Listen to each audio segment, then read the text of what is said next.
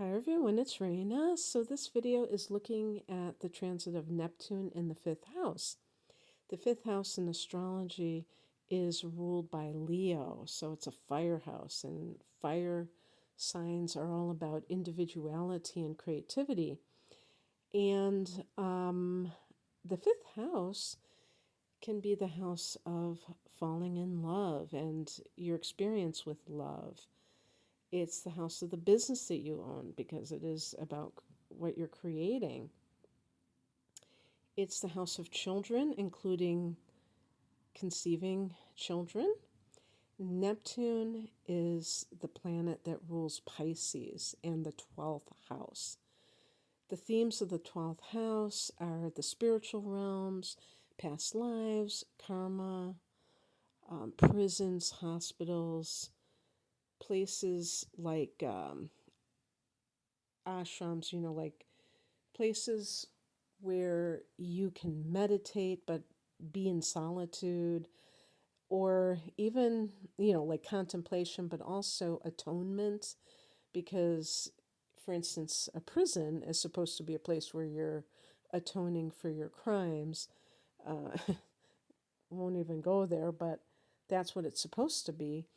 And so, all of these things, like when we talk about self-destructiveness, that can be the 12th house, and the ways that people hurt themselves. And so it's a house of addiction, because Neptune can be a planet of fantasy and deception, and the tendency to escape, like escapism, and that can be addiction, for instance. But there are all kinds of addictions, not just substance abuse. So when you combine this, when you talk about Neptune transiting the fifth house, first of all, it will be there for a long time because Neptune is a generational planet. It averages like 13 or 14 years in a sign, but it could be more.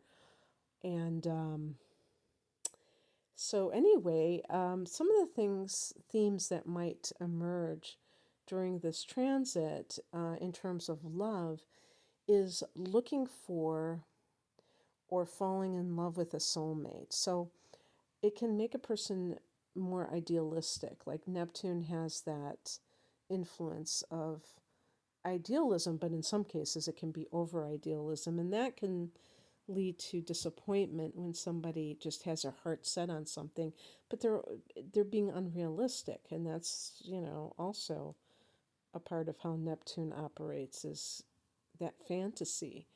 So, but it can be like, the person who is more interested in finding that sort of person. Like, for instance, when Saturn transits the fifth house, and of course, Saturn will have a much quicker transit through the fifth or through any house, because it's only like a 3 year, or a little bit less than a 3 year cycle.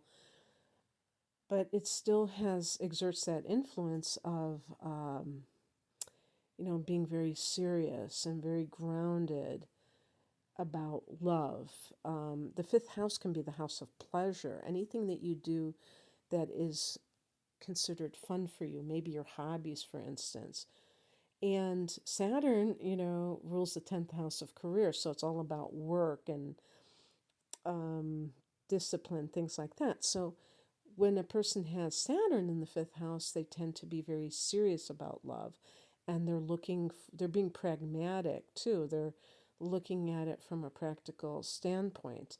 When Neptune is in the fifth house, there's more of an idealism there. But again, that can blind someone to what they should really be looking for, and they may be even the most, like, I was going to say, hard-boiled person, like maybe somebody with the sun in Capricorn, for instance, who tends to be very practical. They can be very starry-eyed if they have Neptune transiting their fifth house, and that could lead to falling in love with the wrong person. But you might find your soulmate with this transit, especially if you are looking for that person. And one other reason why this may occur is because maybe you're willing to value other things, like before, like using that Saturn example again. If Saturn is there, you might be more pragmatic in saying, I want somebody who is going to be a good provider because I want to, raise a family, and I want somebody who's got their act together. Neptune could be falling in love with an artist or a person who's on a spiritual path, and maybe they're not the most grounded person, but they're someone who you vibe with spiritually. Now, that's the um, positive side of things. There could be a tendency during this transit to date one or more people who are deceptive, and they may present a false image of themselves, and you fall in love with that false image. But at the same time, you may be less discerning. You may not be asking enough questions, and even if things are not gelling, like they're saying things that seem contradictory to the truth, in other words, lying, I guess, you may kind of gloss over that because you're in this idealistic state. You may fall in love with somebody with an addiction because Neptune can be addictions. Basically, the wrong person, the person that is not going to be an appropriate partner, which is connected to the seventh house. Let's see if there's anything else that I put down here that's connected with love. Well, I did put falling in love with a Pisces or somebody with a strong, like Neptune, maybe if it's a sun in Pisces or Pisces rising or something along those lines, or the sun in conjunction with Pisces. Because this is connected with children, your first child, I think the fifth house is your first child, and that person may be a Pisces or have a strong influence. In terms of children, maybe deception with a child. Your children are children when they're teenagers, so you may have a child, maybe a child with a drug problem even. But one thing I was thinking about is, in terms of like this being the house of conceiving children, let's say you're a man who has this transit and a woman tells you that you are the father, and really she was with another person, but she wants you to be the father. So, I mean, sometimes that happens, or some women, I mean, hopefully, if you're a woman listening, you wouldn't do this, but some women do that and say, hey, you're the father when it's really not. Or even pretend that they're taking birth control so that they can hook that person into themselves. So it goes without saying that that is something that a person doesn't want to do, but that could be what Neptune in the fifth house is using, conceiving of a child under false pretenses. Or under the influence, I'm sure that happens quite a bit. So, in terms of creativity, it could be off the charts, and it could be something where it's transcendent, meaning that you are on fire with your creativity, and it's really what I would say is improving massively, because I really think that the highest art is the one that has that transcendental quality, because it's just so damn good. And that can be something that is really impressive. And maybe this is like a high point in your,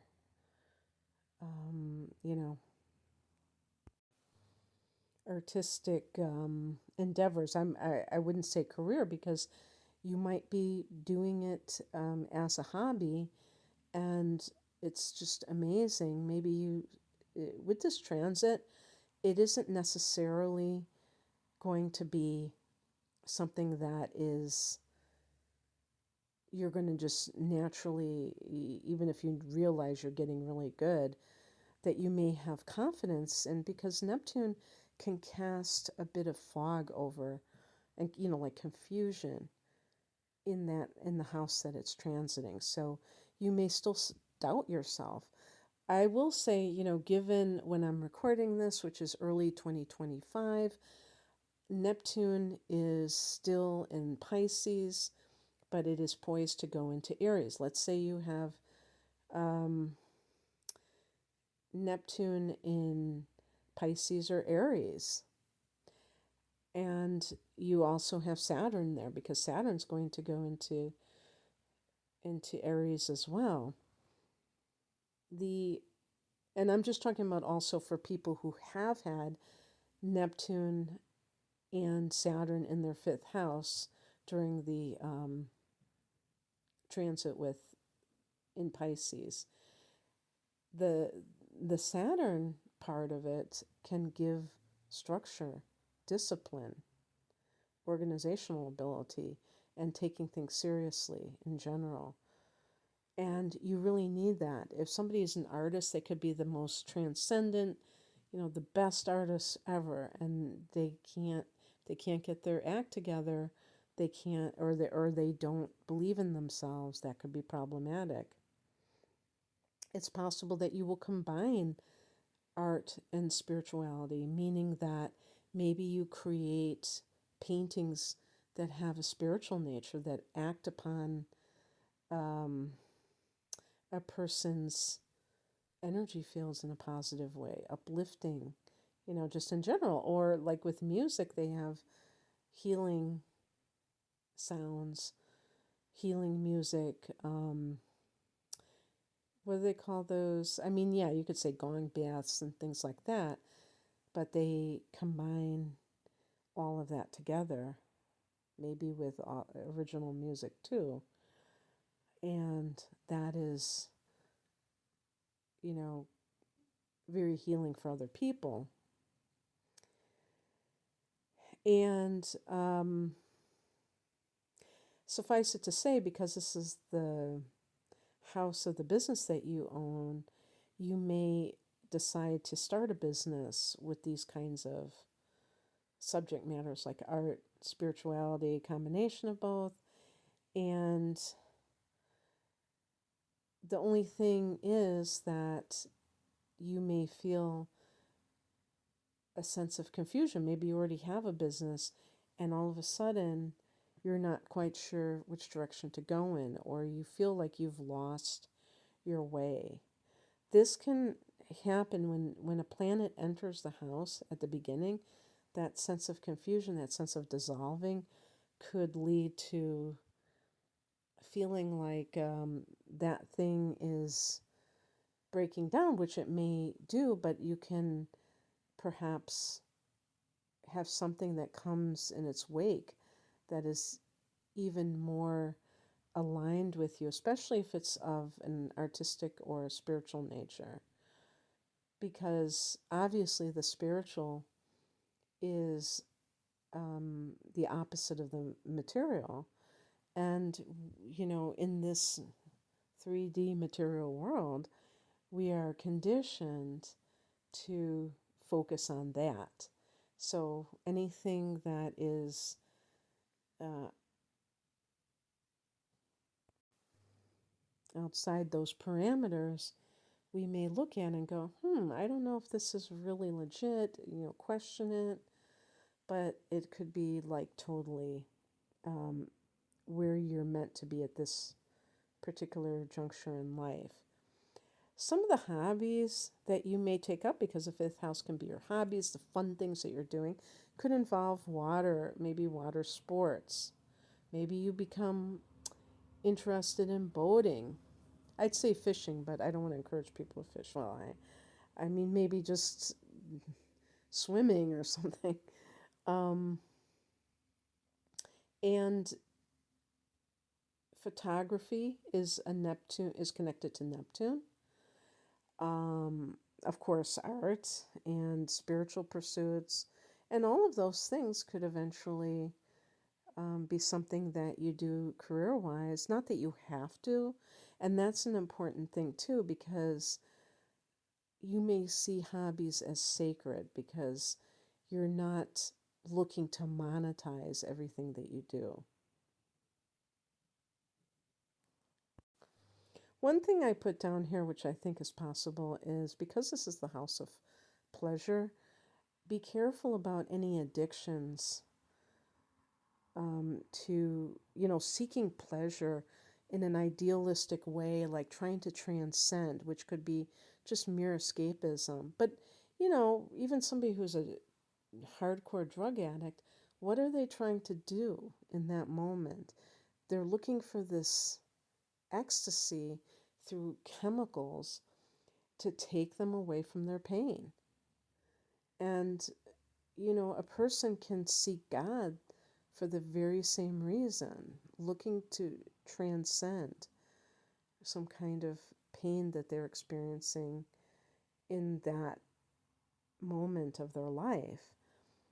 And so that's, addiction in the fifth house. There are other houses that we may look at in terms of addiction, but in the fifth house, it can be specifically like getting addicted to pleasure. So the fifth house is recreational sex, so maybe a sex addiction. A long time ago, when the term sex addiction first came out, people laughed about it and thought it was absurd. I don't think anybody's laughing anymore because it can happen. Of course, it's not just about the pleasure. Obviously, there are other things going on that make people kind of like obsessed with that kind of thing. Their need to be pleasure seeking. And pleasure, is part of our birthright, like to live a life that is enjoyable. But hedonism obviously takes it to an extreme. And that's kind of when it crosses the line. So that could be a theme for some people. And the fifth house is gambling, so that could be a form of addiction. Like I said, it doesn't have to be always substance abuse. Um, so, yeah, I think that's all I really wanted. Oh, one last thing is losing your individuality because the fifth house can be connected to that. And you think about the energy of Leo, the ruler of the fifth, and what it represents. And it's like, the self expression. Sometimes, what if a Leo person has this transit? This could actually be very harmonizing because they can find humility in at the same time as they are creating and expressing, where it's not just like the diva that is full of themselves. It's funny that we say full of themselves because it's about the self, self, self, and yet, um, even in the house, any house that is connected with self, like the first house, another fire sign, Aries, if you can truly be balanced in terms of expressing yourself and yet not go over the line where you're being excessive, like trying to seeking attention at every turn, that is not something that is wrong, in my opinion, of course. And I think that we came here to express our individuality. But the problem is that some people become imbalanced with that, and they, um, you know, get lost in their quest to be an individual. And that's what I'm saying about attention seeking, for instance. But this could be that spiritual version of coming here to showcase your gifts and inspire others to be themselves. And so there could be this melding of those two in a positive way. But so you definitely don't want to get lost in any kind of love situation where there's a tendency to become codependent. Even if it's not at the committed stage, a person can just fall under the spell of love or what they perceive as love, and they get deluded as a result. Okay, that's what I have for you. I hope that this resonated. If you would like a private reading, the link is below. Take care. Bye.